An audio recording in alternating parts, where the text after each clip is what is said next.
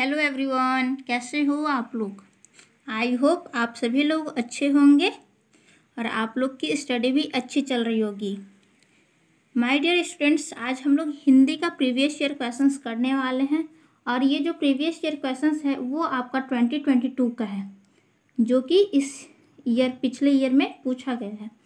तो इस ईयर हम लोग क्या करने वाले हैं, 2022 का जितने भी क्वेश्चंस हिंदी में पूछे गए हैं, टोटल 15 क्वेश्चंस, वो आज की क्लास में हम लोग कवर करने वाले हैं। तो 2022 का ये रियल पेपर है। जितना भी हिंदी में क्वेश्चंस पूछा गया सभी क्वेश्चंस को मैं लेके आई हूँ। तो चलिए आज की क्लास को हम लोग स्टार्ट करते हैं। और आज का क्लास ये आपको बाई तनुजा मैम के द्वारा दिया जा रहा है, हिंदी का फर्स्ट क्लास, जो कि आपका प्रीवियस ईयर 2022 में पूछा गया सारे क्वेश्चंस हैं। तो चलिए आज की इस बेहतरीन क्लास को हम लोग स्टार्ट करते हैं। तो आज का फर्स्ट क्वेश्चन है हमारा, यह अक्ष का अर्थ है। आप सभी बच्चों को बताना है कि अक्ष का अर्थ क्या होता है। तो जल्दी से बताएंगे सभी लोग, बिल्कुल फास्ट। यह अक्ष का अर्थ है। अक्ष का अर्थ आप लोगों से पूछा जा रहा है। ऑप्शन है मित्र, किरण, धन, धुरी।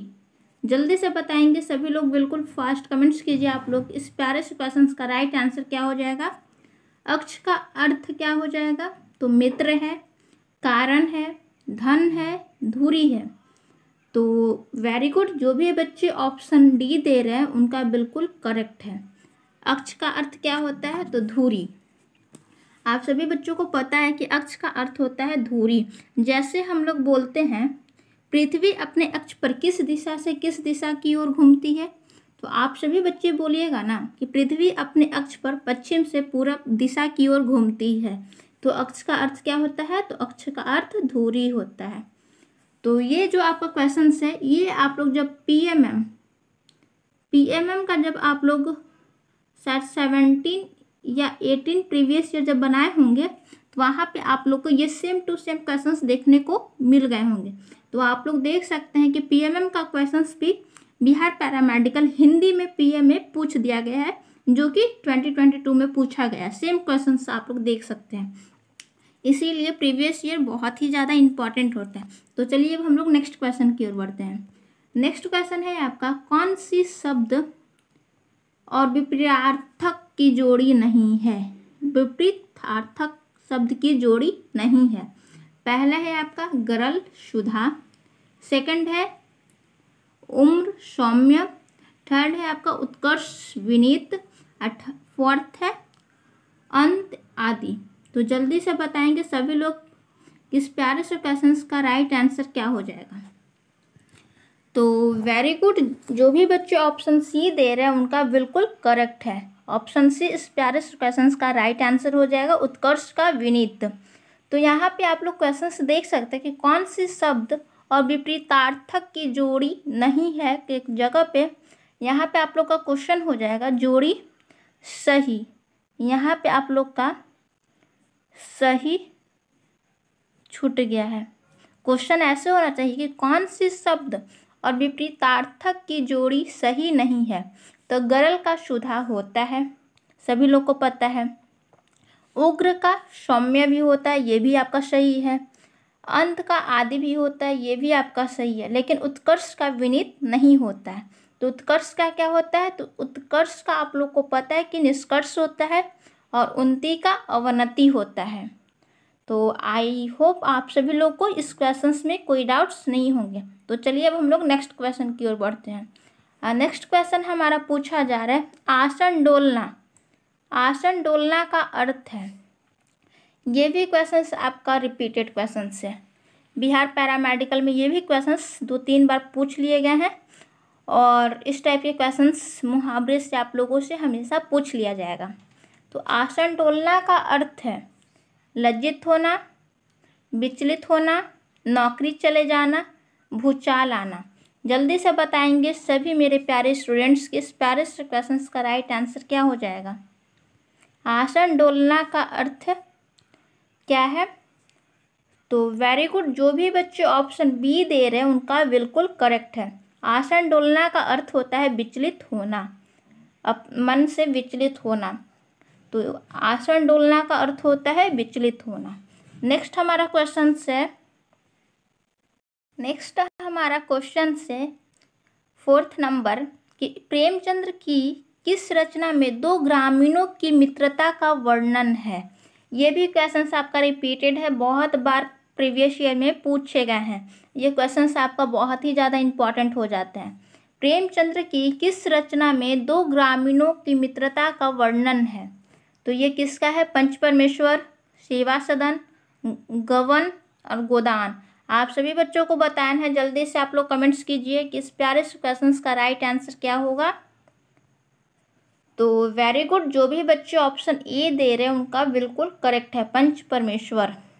आप सभी लोगों को ये कहानी भी आप लोग पढ़े होंगे प्रेमचंद्र की, जो कि पंच परमेश्वर है। और इसमें कौन से दो मित्र थे, तो फर्स्ट मित्र का नाम था आपका अलगू चौधरी,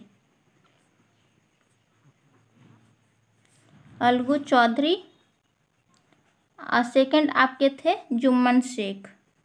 तो ये कहानी आप लोग को सभी लोग को पता भी होगा कि पहला इसमें जो ग्रामीण मित्र थे वो थे अलगू चौधरी और दूसरा आपके थे जुम्मन शेख। तो ये जुम्मन शेख और अलगू चौधरी की पंच परमेश्वर कहानी है, जो कि प्रेमचंद्र के द्वारा लिखी गई है।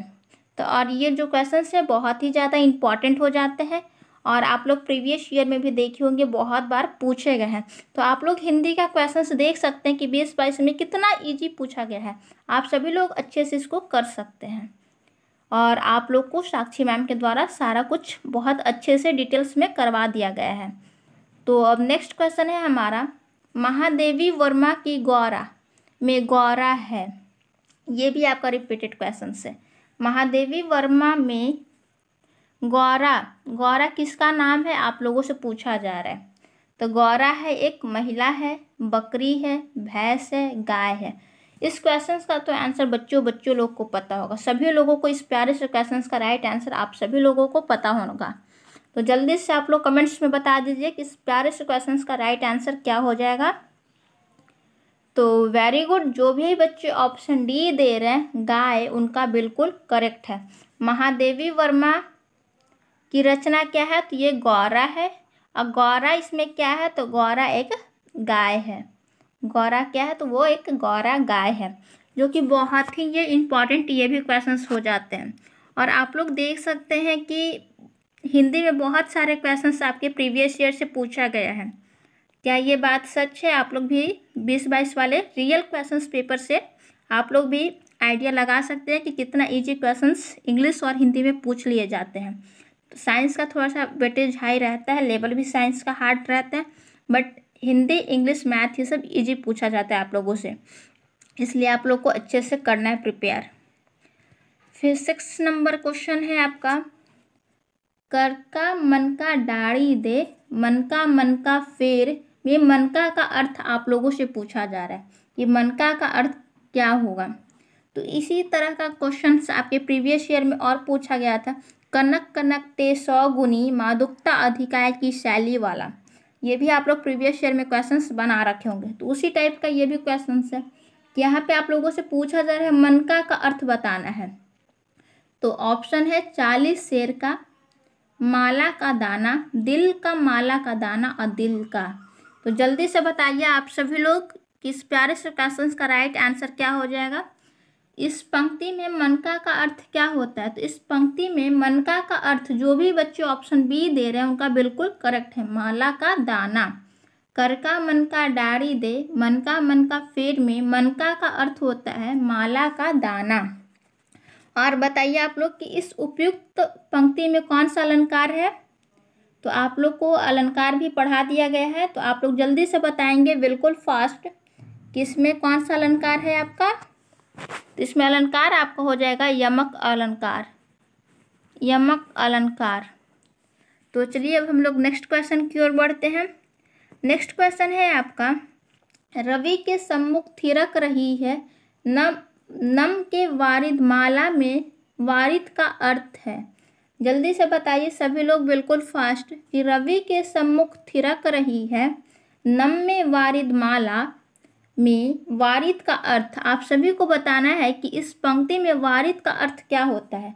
वारिद का अर्थ क्या होता है? तो ऑप्शन है आपका किरण, बादल, तारे, पक्षी। तो जल्दी से आप लोग कमेंट्स कीजिए इस प्यारे से क्वेश्चंस का राइट आंसर क्या हो जाएगा। और हिंदी से बहुत ही सिंपल क्वेश्चंस पूछ लिए जाते हैं।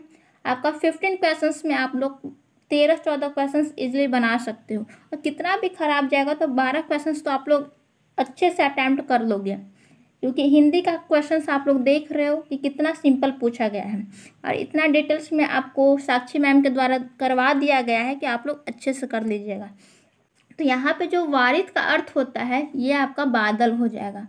वारिद का अर्थ क्या हो जाएगा? तो ये बादल हो जाएगा। जो भी बच्चे ऑप्शन सी दे रहे थे उनका बिल्कुल करेक्ट है। तो चलिए अब हम लोग नेक्स्ट क्वेश्चन की ओर बढ़ते हैं।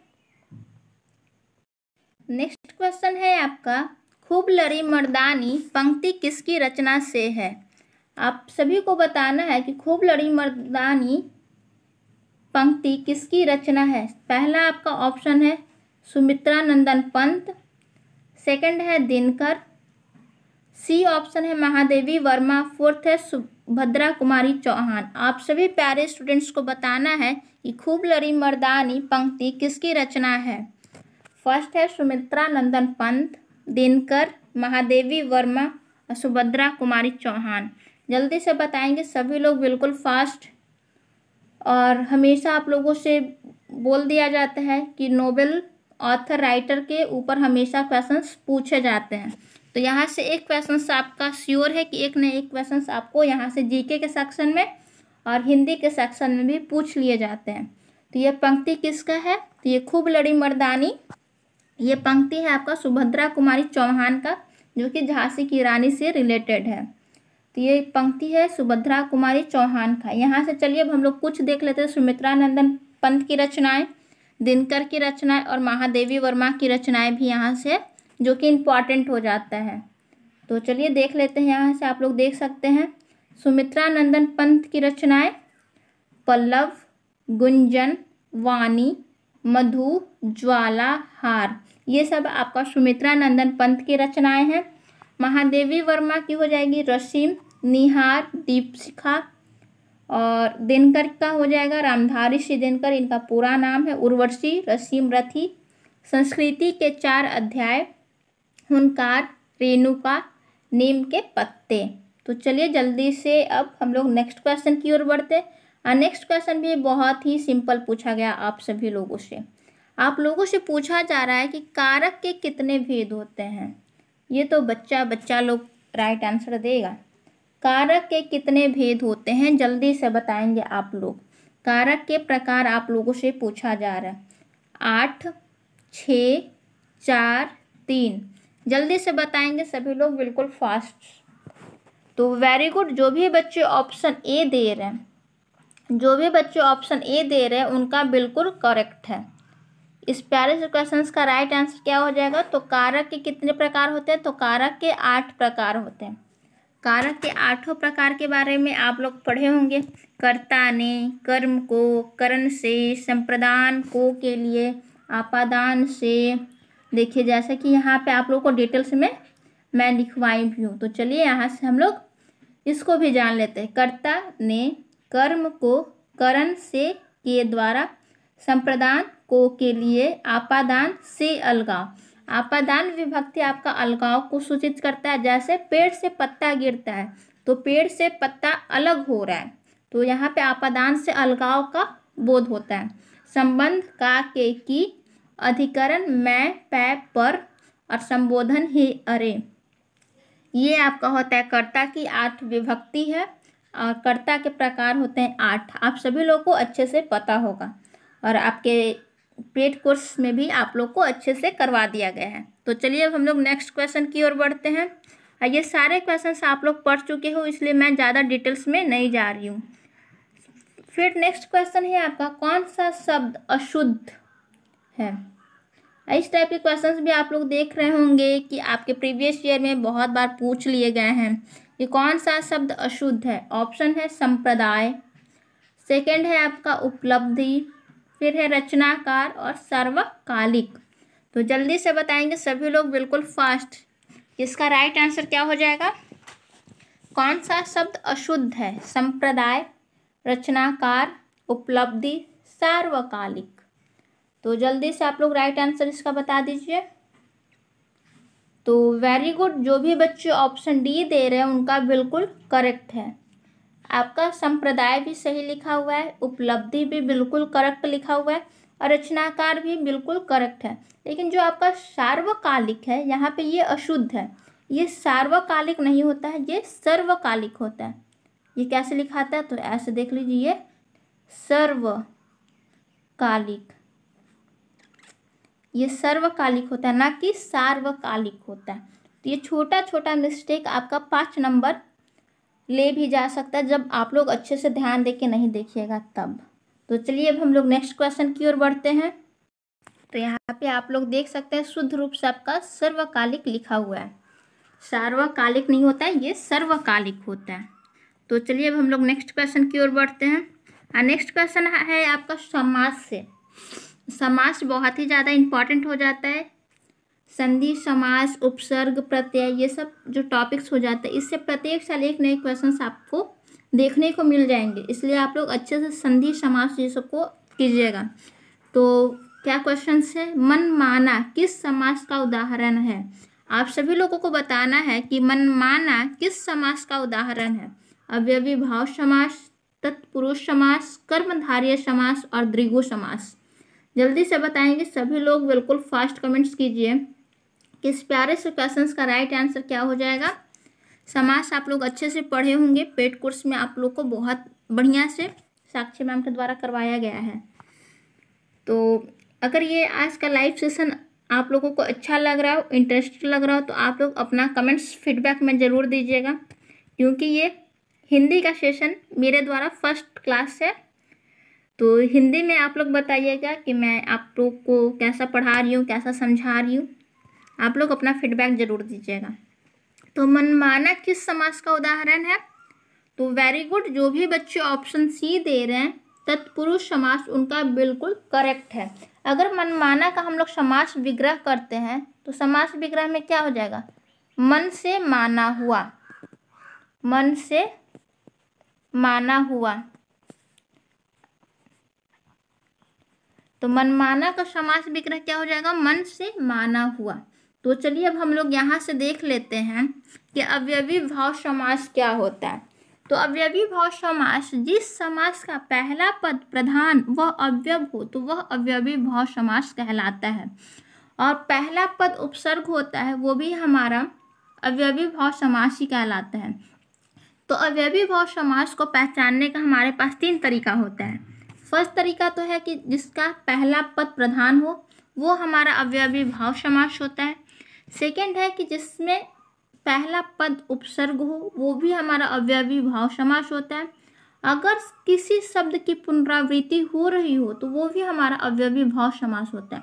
तो चलिए तीनों को हम एग्जाम्पल के थ्रू आप लोग को समझाते हैं, क्योंकि यहाँ पे अगर मैं लिख के बताऊँगी आप लोग को तो क्लासेस बहुत ज़्यादा लॉन्ग हो जाएगा, और आप सभी को पता होगा कि अव्ययी भाव समास किसको बोलते हैं, तत्पुरुष समास किसको बोलते हैं, द्विगु समास किसको बोलते हैं और कर्मधारय समास किसको बोलते हैं।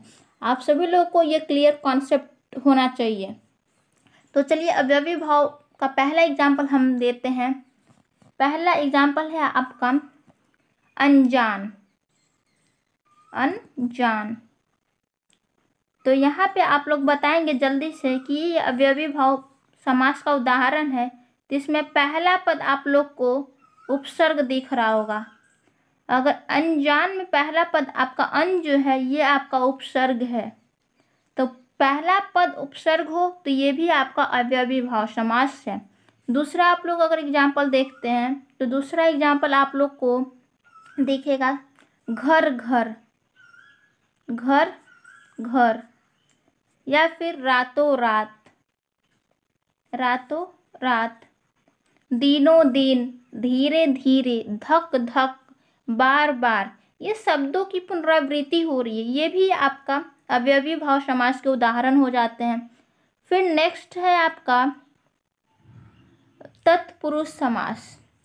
तत्पुरुष समास भी आप लोग अच्छे से पढ़े होंगे। तो चलिए अब हम लोग तत्पुरुष समास के बारे में बात करते हैं। तत्पुरुष समास आपका आपका क्या हो जाता है, जिस समास का उत्तर पद प्रधान हो और उन दोनों पदों के बीच कारक चिन्ह का लोप हो जाता है तो उसको हम लोग बोलते हैं तत्पुरुष समास। जिस समास का उत्तर पद प्रधान हो और उन दोनों पदों के बीच कारक चिन्ह का लोप हो जाता है तो उसको हम लोग बोलते हैं तत्पुरुष समास। जैसे यश प्राप्त, एग्जाम्पल है आपका यश प्राप्त, तो इसका क्या हो जाएगा, यश को प्राप्त, यश को प्राप्त। तो यहाँ पे आप लोग देख सकते हैं कि संक्षिप्त तो आपका यश प्राप्त हो गया, लेकिन यहाँ पे को विभक्ति जो है हमारा उसका लोप हो गया, तो ये आपका तत्पुरुष समास हो जाता है। जैसे एक एग्जाम्पल से और आप लोग समझ सकते हैं, माखन चोर, जैसे एग्जाम्पल है आपका माखन चोर, और इसी को अगर हम लोग समास विग्रह करेंगे तो क्या हो जाएगा, माखन को चुराने वाला, माखन को चुराने वाला। तो इसमें हम लोग क्या किए, कर्ता के चिन्ह का लोप कर देते हैं और इसको शॉर्ट में हम लोग बोल देते हैं एक लाइन में माखन चोर। रसोई घर, सम्मान प्राप्त, सम्मान को प्राप्त, एक वर्ड में हम लोग सम्मान प्राप्त बोल देते हैं, तो ये आपका तत्पुरुष समास हो जाता है। इसी तरह अब हम लोग को जानेंगे कि कर्मधारय समास क्या होता है। कर्मधारय समास, तो कर्मधारय समास में जिस समासिक पद का उत्तर पद प्रधान हो और दोनों पदों में उपमेय उपमान और विशेषण विशेष्य का संबंध हो उसे कर्मधारय समास कहते हैं। जैसे उदाहरण है आपका नीलकमल, क्या उदाहरण है, नीलकमल, नीलकमल है तो इसका क्या हो जाएगा, तो नीला है जो कमल, नीला है जो कमल, तो ये हो जाएगा। फिर आपका आ जाएगा एग्जाम्पल मुख कमल, मुख कमल, तो कमल के समान है जो मुख, कमल के समान है जो मुख। चरण कमल, कमल के समान चरण, ये सब आपका कर्मधारय समास में आ जाएगा। फिर नेक्स्ट है आपका द्विगु समास। द्विगु समास आपका हो जाएगा जिसका प्रथम पद संख्यावाची अवयव हो, जिसका प्रथम पद संख्यावाची और उत्तर पद समूह का बोध कराए उसे द्विगु समास कहते हैं। जैसे द्विगु समास में नवग्रह, नवग्रह, तो इसमें पहला पद नौ जो है वो आपका संख्यावाची है। त्रिफला, चौमासा, छह माही, ये सब आपका द्विगु समास है। तो आप सभी लोगों को अच्छे से समास का ये चारों पॉइंट्स क्लियर हो गए होंगे। तो चलिए अब हम लोग नेक्स्ट क्वेश्चन की ओर बढ़ते हैं। नेक्स्ट क्वेश्चन है आपका, कौन सा शब्द स्त्रीलिंग का उदाहरण है। आप सभी को बताना है कि कौन सा शब्द स्त्रीलिंग का उदाहरण है। ऑप्शन है घर, मकान, सहायता, रंग। तो वेरी गुड, जो भी बच्चे ऑप्शन बी दे रहे हैं उनका बिल्कुल करेक्ट है। ऑप्शन बी इस प्यारे से क्वेश्चंस का राइट आंसर हो जाएगा सहायता। तो सहायता से आप लोग को सेंटेंस बना के देखना है, क्योंकि स्त्रीलिंग और पुल्लिंग जब भी आप लोग को क्वेश्चंस दिया जाए तो उससे आप क्वेश्चंस तो समझ नहीं आता है तो आप लोग उससे सेंटेंस बनाइए। जैसे हम लोग बोल सकते हैं उसकी सहायता करनी चाहिए, तो उसकी सहायता करनी चाहिए, तो यहाँ पे हम लोग का देख रहे हैं कि आप लोग का अर्थ निकल रहा है कि ये स्त्रीलिंग का बोध करा रही है। उसकी सहायता की जा रही है, या फिर बोलिए उसकी सहायता की जा रही है। तो आप लोग को ये भी एक पॉइंट पेड कोर्स में पढ़ाया गया होगा कि स्त्रीलिंग एवं पुल्लिंग की पहचान के लिए कुछ टिप्स बताया गया होगा। जैसे सर्वनाम रहेगा तो वहाँ पे शब्द के पहले मेरा, मेरी, हमारा, हमारी लगा के हम लोग सेंटेंस बनाएंगे। अगर क्रिया की मदद से पहचानना रहेगा तो उसमें होता, होती लगा के हम लोग सेंटेंस बनाते हैं। और विशेषण जब दिया रहता है तो उसमें अच्छा, अच्छी, बुरा, बुरी लगा के हम लोग सेंटेंस बनाते हैं। और उसी के थ्रू हम लोग जानते हैं कि वो शब्द स्त्रीलिंग है या फिर पुल्लिंग है। तो यहाँ पे जब सहायता से आप लोग सेंटेंस बनाइएगा तो यही सेंटेंस बनाते हैं कि उसकी सहायता की जा रही है, तो यह हमारा स्त्रीलिंग का बोध करा रहा है, इसलिए 12 का ऑप्शन बी हमारा राइट आंसर हो जाता है। आई होप आप सभी लोगों को अच्छे से सारे क्वेश्चन समझ में आ रहे होंगे। तो चलिए अब हम लोग नेक्स्ट क्वेश्चन की ओर बात करते हैं। नेक्स्ट क्वेश्चन है हमारा, इस शब्द का प्रयोग सदा एक वचन में होता है। जल्दी से बताएंगे सभी लोग, बिल्कुल फास्ट। इस शब्द का प्रयोग सदा एक वचन में होता है। प्रत्येक, गदा, वधू, पाठक। तो जल्दी से आप लोग कमेंट्स में बताइए कि इस प्यारे से क्वेश्चंस का राइट आंसर क्या हो जाएगा। तो जो भी बच्चे ऑप्शन ए दे रहे हैं उनका बिल्कुल करेक्ट है। एक वचन, प्रत्येक जो शब्द है हमारा वो एक वचन में हमेशा प्रयुक्त होता है। बाकी वधुएं हो जाएगा, गदाएं हो जाएगा, इसमें ई ए लगा के आपका बहुवचन ये सब शब्द का हम लोग बना सकते हैं, लेकिन जो हमारा प्रत्येक है वो हमेशा एक वचन ही रहता है। तो चलिए अब हम लोग नेक्स्ट क्वेश्चन की ओर बढ़ते हैं। नेक्स्ट क्वेश्चन आपका विशेषण से पूछा जा रहा है कि दूसरा इसका उदाहरण है। जल्दी से बताएंगे सभी लोग, बिल्कुल फास्ट। दूसरा इसका उदाहरण है सर्वनामिक विशेषण, गणनावाचक विशेषण, गुणवाचक विशेषण और क्रमवाचक विशेषण। तो जल्दी से बताएंगे सभी लोग, बिल्कुल फास्ट कमेंट्स कीजिए। इस प्यारे से क्वेश्चंस का राइट आंसर क्या हो जाएगा। और आज का लाइव सेशन आप लोगों को कैसा लग रहा है आप लोग अवश्य कमेंट्स में बताइएगा, क्योंकि आज की क्लास हिंदी आप लोग की टीचर्स बदल गई हैं। आज साक्षी मैम के द्वारा नहीं लिया जा रहा है, आज तनुजा मैम के द्वारा आपका हिंदी का क्लास लिया जा रहा है। तो आप लोग अपना कमेंट्स ज़रूर बताइएगा क्या आप लोगों को क्लासेस आज हिंदी की कैसी लग रही है। तो दूसरा इसका उदाहरण है। तो वेरी गुड, जो भी बच्चे ऑप्शन डी दे रहे हैं उनका बिल्कुल करेक्ट है। ऑप्शन डी क्रमवाचक विशेषण। तो दूसरा जो हमारा है वो क्रमवाचक विशेषण का उदाहरण है। तो क्रमवाचक विशेषण क्या होता है। तो संज्ञा या सर्वनाम की निश्चित संख्या की गणना का बोध कराने वाले शब्दों को क्रमवाचक विशेषण बोलते हैं। जैसे पहला, दूसरा, तीसरा, ये सब हमारा क्रमवाचक विशेषण हो जाता है। फिर है आपका सर्वनामिक विशेषण। तो जो सर्वनाम संज्ञा अथवा सर्वनाम की विशेषता की ओर संकेत करता है वो हमारा सर्वनामिक विशेषण हो जाता है। जैसे मेरा पुस्तक, कोई लड़की, किसी का महल, ये हमारा सर्वनामिक विशेषण हो जाता है। फिर गुणवाचक विशेषण क्या हो जाता है। तो गुणवाचक विशेषण आपका होता है जो शब्द किसी व्यक्ति के आकार, रंग, दोष, गुण, अवस्था, स्वभाव, स्थिति, दशा, स्पर्श आदि का बोध कराता है वो गुणवाचक विशेषण हो जाता है। जैसे उदाहरण आप लोग समझ सकते हैं, अच्छा, बुरा, खराब, सुंदर, पीला, रोगी, ये सब हमारा गुणवाचक विशेषण हो जाता है। तो चलिए आज की क्लास का हमारा लास्ट क्वेश्चंस है। क्वेश्चंस 15 पूछे जाते हैं आपके पैरामेडिकल में, 15 क्वेश्चंस हिंदी से। तो चलिए आज का लास्ट ये क्वेश्चन है, आप लोग जल्दी से इसका आंसर बताइएगा सभी लोग, बिल्कुल फास्ट। ये कौन सा कपड़ा का पर्यायवाची नहीं है। ऑप्शन है वासव, अंबर, वसन, पट। जल्दी से बताएंगे सभी लोग, बिल्कुल फास्ट कमेंट्स कीजिए कि इसका राइट आंसर क्या हो जाएगा। तो वेरी गुड, जो भी बच्चे ऑप्शन ए दे रहे हैं वासव, वो आपका बिल्कुल करेक्ट आंसर है। Very good, well done. तो कपड़ा का पर्यायवाची आपका वसन भी होता है, पट भी होता है, अंबर भी होता है। फिर लिबास हो जाएगा, लिबास, वस्त्र। ये 15 क्वेश्चंस हम लोग जो भी 2022 में पूछे गए थे, सारे क्वेश्चंस को हम लोग अच्छे से एक्स्ट्रा डिटेल्स में करवाई हूँ आप लोग को। तो आज का लाइव सेशन आप लोग को कैसा लगा आप लोग कमेंट्स में ज़रूर बताइएगा। और आप लोग देख सकते हैं कि कितना सिंपल क्वेश्चंस हिंदी से पूछ लिए जाते हैं। तो इसी टाइप के क्वेश्चंस आपके 2023 में भी पूछे जाएंगे।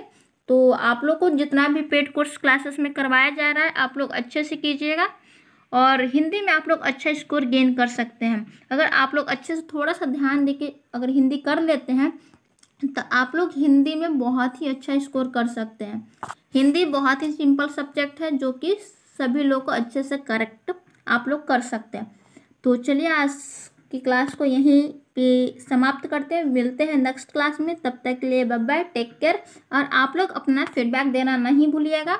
आज की हिंदी की क्लास में आप लोग अपना फीडबैक ज़रूर दीजिएगा।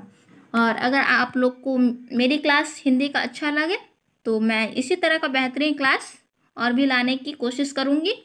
चलिए मिलते हैं नेक्स्ट क्लास में, तब तक के लिए बाय बाय, टेक केयर।